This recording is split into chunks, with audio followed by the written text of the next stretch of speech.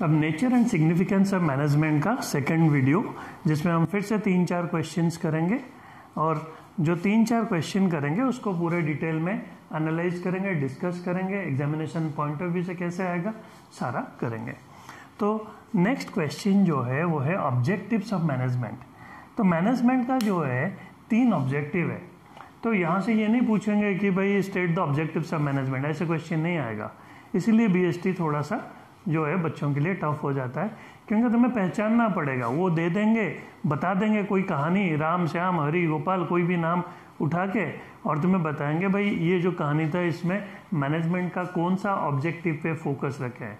तो पहचानने के लिए तुम्हें जो है वो ऑब्जेक्टिव 1 मार्क मिलेगा, और उस ऑब्जेक्टिव के बारे में और 2 ऑब्जेक्टिव लिखने के लिए 2 मार्क। तो 3 मार्क का क्वेश्चन आ सकता है या एमसीक्यू आ सकता है, सिर्फ पहचानो 1 मार्क, दैट्स इट।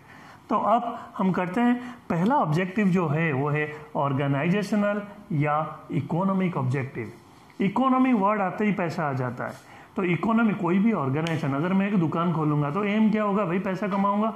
तो हर ऑर्गेनाइजेशन या इकोनॉमिक ऑब्जेक्टिव जो किसी भी ऑर्गेनाइजेशन का होगा वो है प्रॉफिट। पैसा कमाने के लिए करते हैं भाई, उसी से फिर कमाएंगे, उसी से तरक्की करेंगे।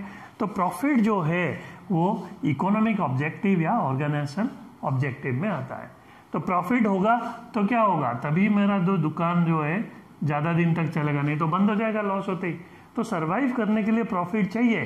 तो ऑर्गेनाइजेशन का सर्वाइवल जो है प्रॉफिट के ऊपर डिपेंड करता है। तो पहले तो मैं प्रॉफिट अर्न करूंगा, फिर मैं सर्वाइव करूंगा, मार्केट में टिका रहूंगा। तीसरा चीज जो है वो अपने आप आ जाता है इन दोनों से। उससे क्या होता है, अगर सर्वाइव करे, टिके रहे, नाम हुआ तो प्रॉफिट बढ़ता जाएगा, फिर एक्सपांसन या ग्रोथ होता है। मार्केट में अपने प्रोडक्ट का नाम होगा, कंपनी का ग्रोथ होगा, कंपनी बढ़ेगा। सो ये पहला ऑब्जेक्टिव से मैनेजमेंट ऑर्गेनाइजेशनल या इकोनॉमिक ऑब्जेक्टिव हो गया। तो इसको हम कैसे याद रखेंगे, क्योंकि ऐसे तो कोई थ्योरेटिकल क्वेश्चन आएगा नहीं, बस पहचानना है। तो हम ऐसे कर देंगे अपने आप को हेल्प करने के लिए कि भाई SPG सर्वाइवल, S से, P से प्रॉफिट और G से ग्रोथ। SPG आर्मी में होते हैं कमांडो, तो ऐसे याद रह जाएगा। अब सेकंड ऑब्जेक्टिव जो है वो है सोशल ऑब्जेक्टिव। भाई सोसाइटी के लिए ऑर्गेनाइजेशन क्या करेगा, जैसे दिल्ली में सिलेक्ट सिटी मॉल है, उसके सामने बहुत बड़ा जगह था, पूरा गंदा पड़ा था, कूड़ादान बन रखा था, वो उसको साफ करके एक पार्क बना दिए। तो बूढ़े बच्चे जो है वो पार्क में जाकर बैठते हैं, आगे शौचालय बना दिए। तो उसी तरह टाटा जो है पूरा का पूरा शहर बना दिया, हॉस्पिटल बना दिए, स्कूल बना दिए, कॉलेज बना दिए। तो इसी तरह जो है हर ऑर्गेनाइजेशन, सोसाइटी के लिए भी उसका कुछ रिस्पॉन्सिबिलिटी होता है। तो वो सोशल ऑब्जेक्टिव में जो पहला इंपॉर्टेंट चीज़ वो हर ऑर्गेनाइजेशन करता है, क्योंकि हर कोई जो है स्कूल, कॉलेज, हॉस्पिटल नहीं बना सकते, लेकिन वो क्या कर सकते हैं, नौकरी दे सकते हैं, एम्प्लॉयमेंट। जैसे कि अगर 100 लोग काम करें तो 100 घर का चूल्हा जला, तो 100 घर जो है उस ऑर्गेनाइजेशन के कारण जो है उनका चूल्हा जल रहा है, वो 100 फैमिली जिंदा है। तो एम्प्लॉयमेंट प्रोवाइड करना जो है हर ऑर्गेनाइजेशन का सोशल ऑब्जेक्टिव है। Next one is product. अच्छा product, better quality product at reasonable prices. सही दाम में सही प्रोडक्ट देना। पता चला पैसा ज़्यादा ले रहे हैं और ख़राब प्रोडक्ट दे रहे हैं। कभी कभी क्या होता है, मोबाइल का, फ़ोन का बैटरी के कारण मोबाइल जो है, मोबाइल फ़ोन ब्लास्ट कर जाता है, तो वो सारा का सारा प्रोडक्ट वापस कंपनी ले लेता है मार्केट से। क्यों? इसी ऑब्जेक्टिव के कारण, क्योंकि वो नहीं चाहते कि उनका प्रोडक्ट से किसी कंज्यूमर का, फैमिली को या कंज्यूमर को नुकसान पहुंचे, कोई चोट पहुंचे। तो better quality product at reasonable price is the social objective. तीसरा क्या है, एनवायरमेंट। एनवायरमेंट, भाई एनवायरमेंट, पॉल्यूशन के कारण दिल्ली में सारे लोग परेशान। तो एनवायरमेंट को बचाना भी जो है ऑर्गेनाइजेशन का काम है। कोई भी गाड़ी वगैरह जब ये करते हैं आजकल, वो पॉल्यूशन जो है चेक होके आता है कि भाई इतना एमिट करेंगे, उससे ज़्यादा अगर एमिट कर रहे हैं वो गाड़ी, जैसे XUV 500 वो गवर्नमेंट हटा ही दिया, XUV 300 हो गया। तो ये इस पर्पस के कारण, इस ऑब्जेक्टिव को ध्यान में रख के एनवायरनमेंट। तो हमारा सोशल ऑब्जेक्टिव हो गया, इसको फिर हम अपने हिसाब से ट्विस्ट कर लेते हैं। एम्प्लॉयमेंट, एनवायरनमेंट, प्रोडक्ट, इसको हम क्या करते हैं, प्रोडक्ट को ऊपर ले आए और ई में एम्प्लॉयमेंट और ई में एनवायरनमेंट, ताकि हमारा कहानी चलता रहे भाई SPG P करने गए। ठीक है, तो सोशल ऑब्जेक्टिव हो गया। अब तीसरा पर्सनल ऑब्जेक्टिव, पर्सनल मतलब जो लोग काम कर रहे हैं उनके लिए ऑर्गेनाइजेशन क्या करेगा। तो पर्सनल ऑब्जेक्टिव भाई जो काम कर रहे हैं उनको अगर टाइम से पैसा मिल जाए तो सबसे ज़्यादा एहसान तो वही है। तो पहला चीज़ है सैलरी। जब एसपीजी पी करके आए पहले तनख्वाह दे दो, खुश होके वो घर जाएंगे। तो सैलरी जो है उनका पर्सनल ऑब्जेक्टिव को फुलफिल करा। फिर भाई तुम अच्छा पी करके आओ, रोड साइड में नहीं करे, शौचालय में करे तो शाबाशी मिला, दैट इज रिकॉग्निशन। तो पर्सनल ऑब्जेक्टिव में एक तो भाई एम्प्लॉय को सैलरी टाइम से दे दो और उनका काम जो कर रहे हैं उन्हें शाबाशी दो। शाबाशी हर किसी को चाहिए, पैसा अगर ना भी मिले, थोड़ा 2 दिन लेट हो जाए, शाबाशी से काम चल जाएगा। नेक्स्ट जो है वो है satisfying diverse need of employee. तो हर एम्प्लॉय का जो है खाली पैसा सब कुछ नहीं होता, उसका कुछ अलग नीड होता है। जैसे उसका डेवलपमेंट के लिए उसे कोई ट्रेनिंग दे दी है जिससे उसका वैल्यू बढ़ गया, कोई दूसरा कंपनी जाएगा वहाँ पर उसे ज़्यादा तनख्वाह मिलेगा, जैसे कि उसे कंप्यूटर सिखा दिए। तो उससे क्या होगा, बोला भाई ये तो मेरा तरक्की के लिए काम कर रही है कंपनी, अपना फ़ायदा नहीं देख रही है। That is satisfying diverse needs of employee. तो ये पर्सनल ऑब्जेक्टिव जो है वो सैलरी और रिकॉग्निशन और satisfying diverse needs of employee. तो ये तीनों ऑब्जेक्टिव हमारा हो गया, इकोनॉमिक, सोशल और पर्सनल। और अब कोई भी पॉइंट जब हम एमसीक्यू डिस्कस करेंगे तब मैं पूछूंगा भाई कौन सा ऑब्जेक्टिव है, तब पहचानने के लिए कितना समझ में आया तुम्हें अपने आप पता चल जाएगा। अगर आंसर आ गया तो समझ में आ गया है, नहीं आया है तो मैं फिर दोबारा उस टाइम को मैं समझाऊंगा वो कैसे आया आंसर। अब नेक्स्ट क्वेश्चन करते हैं। तो अब नेक्स्ट क्वेश्चन जो है वो है इम्पोर्टेंस ऑफ मैनेजमेंट। ये इम्पोर्टेंट क्वेश्चन है, ये हर तीसरे साल आ जाता है, तो हर 3 साल में एक बार तो ये आना ही है। तो इम्पोर्टेंस ऑफ मैनेजमेंट जो है इसमें ये 5 मार्कर्स, 4 मार्कर्स, 3 मार्कर्स, 6 मार्कर कुछ भी दे सकते हैं, ठीक है। तो हमारे पास जो पॉइंट्स है, जैसे 3 पॉइंट लिखेंगे तो 3 मार्कर आया। तो इम्पोर्टेंस ऑफ मैनेजमेंट 6 मार्कर का भी आता है, तो सिर्फ 5 ही पॉइंट है तो 5 ही लिखना होगा। तो पहला इम्पोर्टेंस जो मैनेजमेंट का है, हम अभी जो है फीचर्स ऑफ मैनेजमेंट पढ़ लिए, हम ऑब्जेक्टिव्स ऑफ मैनेजमेंट पढ़ लिए। तो फीचर और ऑब्जेक्टिव में जो पढ़े हैं वही यहाँ पे 2-3 चीज़ें जो है फीचर और ऑब्जेक्टिव में से कॉमन पॉइंट आ जाएंगे, वही सेम चीज़ उसको एक्सप्लेन कर देंगे ताकि कुछ नया ना पढ़ना पड़े। हमें सिर्फ ये 5 पॉइंट याद रखना हो। पहला क्या है, अचीविंग ग्रुप गोल्स। मैनेजमेंट करते क्या है, मैनेजमेंट में हम जब ग्रुप गोल्स का बात आया था हम पढ़े थे टीम वर्क। तो टीम वर्क मतलब कम से कम 8, 10, 15, 20 मतलब 2-3 लोगों से ज़्यादा लोगों को मैनेज करना होता है मैनेजमेंट। तो अचीविंग ग्रुप गोल्स, तो ये जो टीम है 15 लोगों का टीम सपोज है, ठीक है। 15 लोगों को अगर बोलेंगे एक जगह जाने के लिए, वो 15 तरफ घूम के 15 रास्ते से जाके पहुंचेंगे। तो मैनेजमेंट का काम क्या है भाई, सबको एक ही दिशा में ले जाना, that is the common direction. तो सब लोग अगर एक ही दिशा में जाएंगे तो जल्दी अपने गोल पे एक साथ पहुंचेंगे। तो management helps in achieving group goals. कैसे, क्योंकि वो टीम वर्क और कॉमन डायरेक्शन पे फोकस रखे। Second point, increases efficiency. Increases efficiency, efficiency कैसे बढ़ा देता है। सपोज एक घर में 5 लोग हैं, एक गया आलू लाने, दूसरा गया प्याज लाने, तीसरा गया टमाटर लाने। तो 3 लोग गए और तीनों को जो है रिक्शा भाड़ा देना पड़ा। तो ये है डुप्लीकेशन ऑफ वर्क। मैनेजमेंट क्या करते हैं, वो बैठ के सब चीज़ एनालाइज करके, को एक बंदा गया सारा चीज़ लेकर आ गया, तो पैसा भी बचा, टाइम भी बचा, एफर्ट भी बचा। तो इंक्रीजेस एफिशिएंसी कैसे, ऑप्टिमम यूटिलाइजेशन ऑफ रिसोर्सेज। ये हमारा इकोनॉमिक्स का वर्ड आ गया, ऑप्टिमम यूटिलाइजेशन ऑफ रिसोर्सेज मतलब to get the maximum benefit out of the minimum available resources. भाई जितने लोग हैं सबको निचोड़ो, जितना मैक्सिमम उनसे फायदा उठा सकते हो उठाओ। तो उससे क्या होगा, ऑर्गेनाइजेशन को फायदा होगा। और मैनेजमेंट का काम यही है कि ऑर्गेनाइजेशन का कैसे फायदा करें। अब तीसरा पॉइंट, क्रिएट्स डायनामिक ऑर्गेनाइजेशन। ये भी पढ़ चुके हैं। डायनामिक मतलब क्या है भाई, सिचुएशन बदलता है। घर से निकले, सपोज बारिश हो गया, भाई क्या करेंगे, पॉलीथीन है सर पर डाले, निकल गए, बच गए। तो कैसे हम सिचुएशन को हैंडल करते हैं। तो कोई भी बिजनेस हो, कोई भी कंपनी हो, एनवायरनमेंट कीप्स ऑन चेंजिंग। तो उनका कभी मार्केट में डिमांड कम होगा, कभी कोई नया चैलेंज आएगा। जैसे आज के डेट में भी कोरोना सबसे बड़ा चैलेंज है। तो ऐसे चैलेंजेस आते रहते हैं, how they adopt to those changes. तो मैनेजमेंट हेल्प करता है। क्रिएट्स डायनामिक ऑर्गेनाइजेशन का मतलब है रेजिस्टेंस टू चेंज। कोई भी चेंज, कोई भी नया चीज़ आएगा तो वर्कर अपोज करेंगे, रजिस्ट करेंगे। तो कैसे वर्कर को बनाए कि वो एक्सेप्ट करे, उन्हें समझ में आए कि भाई नया मशीन आया तो मेरा नौकरी नहीं जाएगा, उल्टा मैं ज़्यादा प्रोड्यूस करूँगा तो मुझे बोनस मिलेगा, प्रोडक्शन बढ़ेगा तो मेरा ही फायदा होगा। नहीं तो वो लोग स्ट्राइक करेंगे, ट्रेड यूनियन आ जाएगा तो उल्टा फैक्ट्री बंद रहेगा, ऑर्गेनाइजेशन को नुकसान होगा। तो ये प्रॉब्लम को मैनेजमेंट हैंडल करता है। क्रिएट डायनामिक ऑर्गेनाइजेशन मतलब they help the organization to prevent from such resistance to change. Next, achieving personal objective. जो लोग काम करते हैं, जो एम्प्लॉई हैं, उन्हें पर्सनल बोलते हैं। तो उनका गोल कैसे अचीव करेंगे? फिर अगर किसी बंदे को हम बोलेंगे तू मेरे लिए काम कर, तो वो अपना जी जान लगा के नहीं करेगा। अगर उसे बोलेंगे कि तू भाई अपने लिए काम कर रहा है, तो वो जी जान लगा के करेगा। तो उसी तरह मैनेजमेंट का काम क्या होता है, उनका एम ये होता है कि एम्प्लॉय को समझाना कि their goal and the organizational goal are one and the same.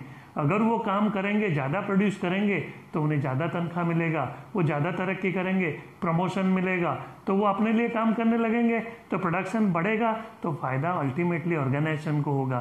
तो इनका एम क्या है? इनका एम ये है कि achieving personal objective, this can be achieved by making the worker feel that their goal and the organizational goal are one and the same, जिसे बोलते हैं congruent। Last one, development of society. Society को क्या help करेंगे?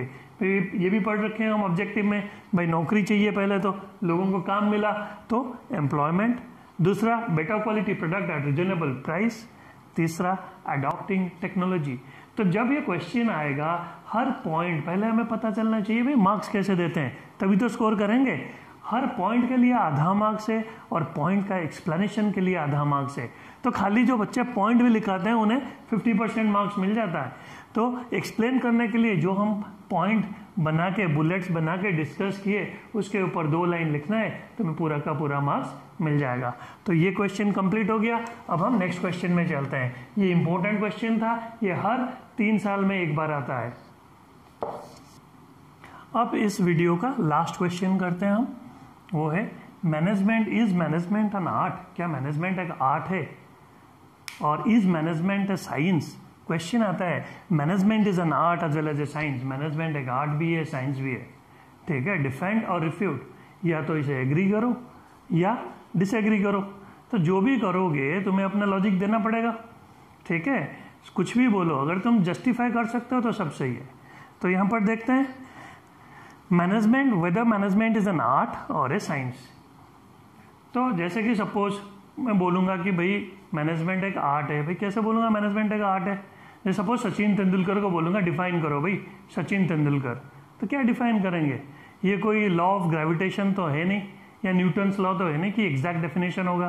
तो हम उसके बारे में बता देंगे, भाई छोटा सा गिट्ठा सा आदमी बैट पकड़ के घूमता है, आइला कोहनी में दर्द बोलता है, तो दैट फेलो इज तेंदुलकर।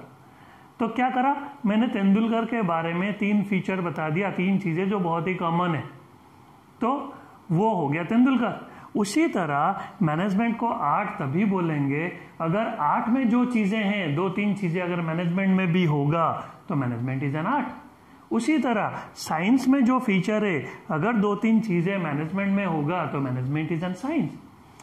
तो देखते हैं मैनेजमेंट इज एन आर्ट। तो आर्ट में क्या होता है? Existence of theoretical knowledge.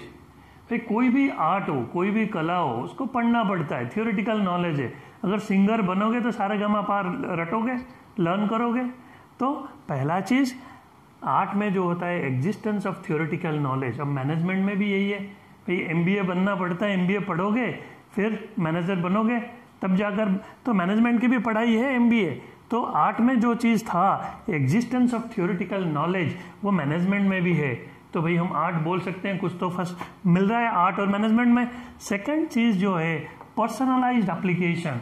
कोई भी सिंगर, उसका गाने का तरीका जो है वैरी करता है। जैसे कि सपोज हिमेश रेशमिया, वो नाक से गा रहा है, ठीक है, कैलाश खेर मुंह से गा रहा है, उसका जो है लय अलग, और शंकर महादेवन वो तो सांस रोक के गा रहा है। तो ये 3 लोग गाना गा रहे हैं लेकिन अलग अलग तरीके से, और तीनों हिट है। तो हर बंदा जो है, कोई भी क्रिकेटर हो गया, एक ही शॉट को मारने का तरीका अलग। तो वही सिंगर, डांसर, क्रिकेटर, तो ये सब जो आर्ट है हर बंदे का जो एप्लीकेशन करने का तरीका, ठीक है, तो वो पर्सनलाइज्ड है, पर्सन टू पर्सन वैरी करता है। उसी तरह मैनेजर का भी वैरी करता है। कैसे? कोई गाली बक के काम कराएगा, कोई थप्पड़ मार के काम कराएगा, कोई प्यार से काम कराएगा, तो सबका कराने का तरीका अलग है। तो मैनेजमेंट में भी एक कॉमन हो गया, पर्सनलाइज्ड एप्लीकेशन है।